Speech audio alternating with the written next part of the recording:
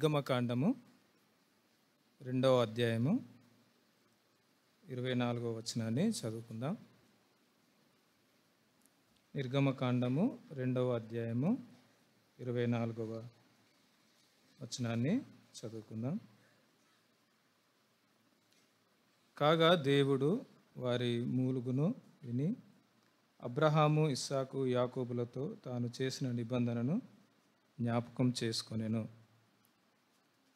మనకు చాలా పరిచయమైన వాక్య భాగమే ఇది. అయితే ఈరోజు మీ ముందు ఉంచవలసిన ఒక ఆరాధన తలంపు ఏంటంటే, మన దేవుడు మనల్ని జ్ఞాపకం చేసుకునే దేవుడు. మన దేవుడు మనల్ని జ్ఞాపకం చేసుకుని మర్చిపోయే దేవుడు కాదు అనే విషయాన్ని మీ ముందు ధ్యానించాలని అనుకుంటున్నాను. ఇక్కడ మరి ఈ వచన భాగంలో మనం మెరుగుదుము. ఇశ్రాయేలు ప్రజలు దాదాపు 400 సంవత్సరాలకు పైగా ఆ బానిసత్వంలో వారు మూలుగుచు వారు మొరపెడతా ఉన్నారు, ప్రభువా మాకు విడుదల ఎప్పుడని అని వచనాన్ని ఇక్కడ చూస్తూ ఉంటాం.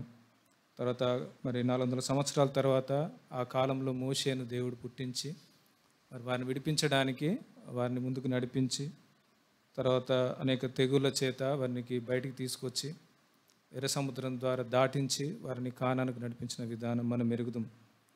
అయితే ఇక్కడ నేను ఆలోచించిన మాట ఏంటంటే, మరి ఈ యొక్క విషయాన్ని కూడా నూతన నిబంధనలో లేకుంటే చాలాసార్లు మనం ఆత్మీయంగా కూడా తీసుకుంటూ ఉంటాం. మనం కూడా ఐగుప్తు బానిసత్వంలో నుండి దేవుడు మనల్ని విడిపించి మరి నీటి బాప్తిస్వం ద్వారా మనల్ని పరిశుద్ధ జీవితానికి నడిపించాడనే విషయాన్ని ఆలోచిస్తూ ఉంటాం. మరి ఇక్కడ మరి వీళ్ళు ప్రభువా మమ్మల్ని విమోచించు, వాళ్ళ మూనుగులు, ఇక్కడ పై వచనాలు కూడా ఇదే వచనాలు ఉంటుంది, వాళ్ళు మూలుగుతూ ఉంటారు, మొరపెడుతూ ఉంటారు. 23 పైన మొరపెట్టుచుండగా అని ఉంటా ఉంటుంది. అంటే వారి విమోచన కొరకు వారు ప్రార్థించడం, మొరపెట్టడం చూస్తూ ఉంటాం. కానీ మరి మన రక్షణ విషయానికి వచ్చేసరికి మనం ఎవరం కూడా మనకు తెలిసినంత మట్టుకు ప్రతి ఒక్కరు కూడా ప్రభువా మమ్మల్ని విమోచించు, మమ్మల్ని రక్షించు అని మనం ఎవరం కూడా దేవుని అడిగిన వారం కాదు. కానీ దేవుడే తన కృపను బట్టి మనల్ని జ్ఞాపకం చేసుకొని తన అనాది సంకల్పంలో భాగంగా మనల్ని విడిపించడం, మన ఎద్దుకు సువార్తను తీసుకురావడం, మనల్ని రక్షించడానికి తన సేవకులను పురికొల్పడం మనం చూస్తూ ఉంటాం. ఈ విధంగా దేవుడు మనల్ని జ్ఞాపకం చేసుకుని మనల్ని రక్షించినట్టుగా చూస్తాం. అదేవిధంగా మరొక సందర్భంలో కూడా ఆదికాండము 8వ అధ్యాయంలో మొదటి వచనంలో ఒక మాట ఉంటుంది. ఆదికాండము 8వ అధ్యాయము మొదటి వచనము, దేవుడు నోవాహును అతనితో కూడా ఓడలోనున్న సమస్త జంతువులను, సమస్త పశువులను జ్ఞాపకం చేసుకుని. చాలు బ్రదర్. ఇక్కడ కూడా మరొక విషయం చూస్తే ఇక్కడ కూడా మరి నోవాహును జ్ఞాపకం చేసుకునే మాట మనం చూస్తూ ఉంటాం. మరి నాకు విచిత్రంగా అనిపించింది ఏంటంటే, మరి నోవాహును జ్ఞాపకం చేసుకోవడం ఏంటి? దేవుడే కదా మరి తనను పిలిచి, నువ్వు ఈ యొక్క తరములో నిందారైతురుగా నువ్వే ఉన్నావు కాబట్టి ఒక ఓడను చేసుకో, ఓడలో నీవు నీ కుటుంబాన్ని అందులోకి వచ్చిన తర్వాత నేను యొక్క సర్వనాశనం చేయాలనుకుంటున్నాను అని చెప్పి, మరి ఇక్కడ మళ్ళీ స్పెషల్గా జ్ఞాపకం చేసుకోవడం అనే విషయాన్ని నేను ఆలోచించినప్పుడు, మరి నిజానికి మరి ఆ ఓడలో మరి కొంతమంది చెప్పినట్టుగా 382 రోజులని కొంతమంది అంటారు, కొంతమంది 150 + 40 190 డేస్ ఆ ఓడలో ఉన్నారని కొంతమంది చెప్తూ ఉంటారు. సరే, ఎన్ని రోజులు అయినప్పటికీ కూడా మరి అన్ని రోజులు తను ఆ ఓడలో ఉన్నప్పటికీ ఏ రోజు కూడా ప్రభువా నాకు ఎప్పుడు విడిపిస్తావు, ఎప్పుడు బయటికి తీసుకొస్తావు అని ఎక్కడ కూడా తను అడిగినట్టుగా మనం చూడం. అలాంటి సందర్భాలు చూడం.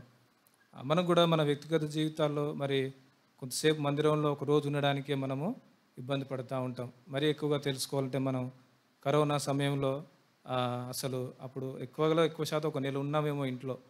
కానీ ఇక్కడ దాదాపు 300కు పైగా రోజులు ఒకే స్థలంలో, మరి ఆ 300 రోజులు కూడా ఆహారం ఇలా నిల్వ చేసుకోగలిగాడు. ఎలాంటి రిఫ్రిజిరేటర్ సిస్టమ్ దేవుడు ఆయనకి ఇచ్చాడు. కానీ మరి ఎప్పుడు కూడా ప్రభువా నన్ను ఎప్పుడు విడిపిస్తావని తను అడగలేదు. నా మటుకు నేను అనుకున్నాను ఏంటంటే, ప్రభువా నన్ను రక్షించావు అంతే చాలు. ఎందుకంటే తన చుట్టూ ఉన్న ప్రజలు అందరికీ సువార్త చెప్పాడు, వారు ఎవరు నమ్మలేదు, తను మునిగిపోతూ ఉన్నారు, తను కూడా రక్షించబడ్డాడు. తను అనుకొని ఉంటాడు, ప్రభువా నన్ను రక్షించావు, నీకు అంత మట్టుకే, నీకు స్తోత్రాలు ప్రభువా అని మనసులో అనుకొని ఉంటాడు. కానీ మరి దేవుడు రక్షణ మాత్రమే కాదు కానీ తన అవసరతను ఎరిగి, తనకు కొంత విడుదల అవసరము లేదా తనకు బయటకు రావాల్సి ఉందని ఎరిగి దేవుడు తనని జ్ఞాపకం చేసుకునే మాట ఇక్కడ చూస్తూ ఉంటాం. తనేం అడగలేదు నోవా, కానీ దేవుడే జ్ఞాపకం చేసుకొని ఆయనను తనలో ఉన్న జంతువులందరినీ కూడా జ్ఞాపకం చేసుకొని బయటకు విడిపించిన విషయాన్ని మనం ఇక్కడ చూస్తూ ఉంటాం. తర్వాత చివరిగా ఇంకో మాట, ఒక తలంపు ఏంటంటే, మన జీవితాల్లో కొన్ని ప్రశ్నలు తలెత్తుతూ ఉంటాయి. ఆ ప్రశ్నలకు మరి ఒక భక్తుడు ఇచ్చిన ఒక జవాబు ఇక్కడ మనం చూస్తూ ఉంటాము.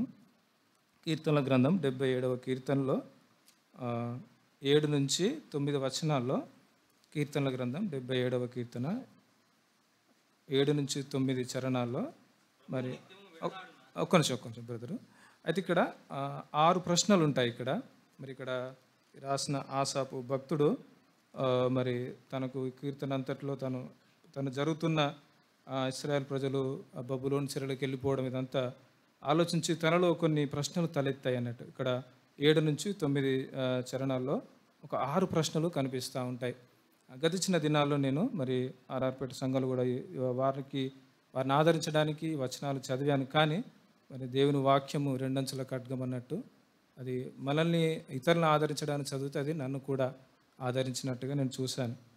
ఇక్కడ దీనికి ఇచ్చిన వ్యాఖ్యానం ఒక భక్తుడు, విఎస్బి భక్తుడు దీని వ్యాఖ్యానాన్ని ఈ విధంగా ఇచ్చాడు.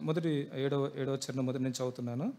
ప్రభువు నిత్యము విడనాడున అనే మొదటి ప్రశ్న తను వేశాడు. అయితే దానికి ఒక భక్తుడు దానికి జవాబుగా ఒక వచనాన్ని చూపించారు. అది చదువుకుందాం.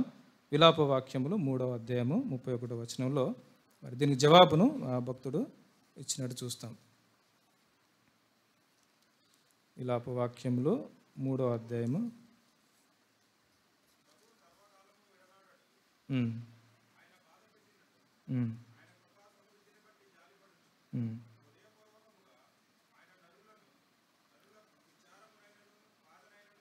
కలుగచే కదా. ఇక్కడ మరి భక్తుడు అడుగుతున్నాడు, ప్రభువా నువ్వు నిత్యం విడనాడుతావా అని అడిగితే దాని జవాబు ఏమిస్తున్నాడు ఇక్కడ దేవుడు అంటే, సర్వకాల విడనాడడు, ఆయన బాధ పెట్టినను తన కృపా సమృద్ధిని బట్టి జాలిపడే దేవుడు, తర్వాత ఆయన హృదయపూర్వకంగా నరులకు విచారము కలుగజేయని దేవుడు. మరొక ప్రశ్న కిందే ఉంటుంది, ఆయనకి ఎన్నడూ కటాక్షింపడా, అసలు ఆయన ఎప్పుడు నా కటాక్షం అనేది నా జీవితంలో ఉండదా అని అనుకున్న ఆ భక్తుడికి దాని జవాబుగా మరలా ఇదే కీర్తనల గ్రంథంలో 30వ అధ్యాయం 5వ వచనంలో దాని జవాబు కనిపిస్తూ ఉంటుంది. కీర్తనల గ్రంథం 30వ అధ్యాయము ఆయన కోపము నిమిష మాత్రం ఉండను, ఆయన దయ ఆయుష్కాలం అంతే నిలిచి కదా. ఆయన కటాక్షించడా అంటే మనం కటాక్షింపక మాని దేవుడు కాదనే, నిత్యము ఆయన జాలిపడే దేవుడు. తర్వాత 8వ చరణంలో మొదటి దానిలో ఆయన కృప ఎన్నటికీ లేకుండా మానిపోయేనా అని మరొక ప్రశ్న వస్తే దాని జవాబుగా ఇర్మియా గ్రంథం 31:3లో దాని జవాబు కనిపిస్తూ ఉంటుంది. ఇర్మియా గ్రంథం 31:3లో చాలా కాలం క్రిందట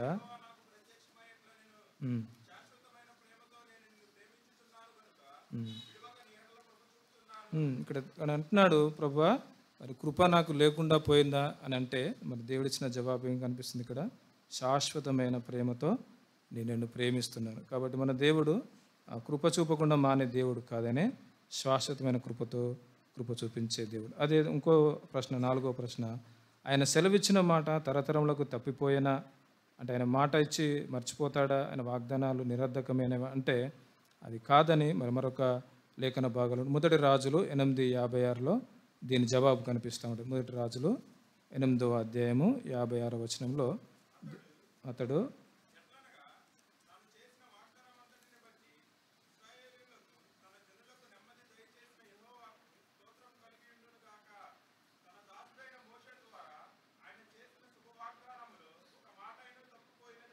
కాబట్టి దేవుడు చేసిన ఏ వాగ్దానమైనా అది తప్పిపోయే వాగ్దానం కాదు. తర్వాత మనం 5వ ప్రశ్నగా దేవుడు కటాక్షింప మానెనా అని మరొక ప్రశ్న, ఇది 7వ వచనం మొదటి ప్రశ్నలాగే దీన్ని ఉంది. అయితే దీనికి ఇంకో జవాబు యెషయా గ్రంథం 49:14లో చూడనవసరం మనందరికీ తెలుసు, ఇదిగో నీ అరచేతుల్లో నేను చిక్కుకున్నాను అనే మాట చూస్తూ ఉంటాం.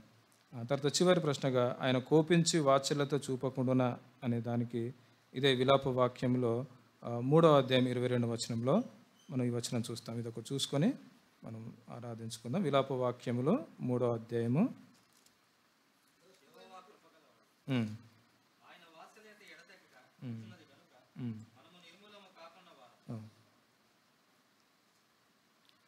23, 24 కూడా. అనుదినము నూతనముగా ఉమ్, ఆయనకు వాత్సల్యత పుట్టుచున్నది. ఉమ్, నీవు ఎంతైనా నమ్మదగినవాడు. ఉమ్, యెహోవా నా భాగమని నేను అనుకొనుచున్నాను. ఉమ్, ఆయన యందు నేను నమ్మిక ఉంచుకొని ఉన్నాను. ఇక్కడ మరి ఆయన వాత్సల్యత, ఆయన తగ్గిపోయే వాత్సల్యత కాదు, ఆయన నిర్మూలము కాకుండా వారు, ఎందుకంటే నూతనముగా మనకు ఆయన వాత్సల్యత పుట్టిస్తున్న దేవుడు. కాబట్టి ఈ యొక్క ఉదయకాల సమయంలో మనల్ని జ్ఞాపకం చేసుకున్న దేవుడు. మనము రక్షించమని ఆయన కోరలేదు, కానీ మరి మనల్ని ఆయన జ్ఞాపకం చేసుకుని రక్షించిన దేవుడు. రక్షించబడిన మనం కూడా మరి నోవాహు వలె తను మౌనంగా, మనం ఆ సందర్భంలో కూడా చూస్తాము నూతన నిబంధనలో.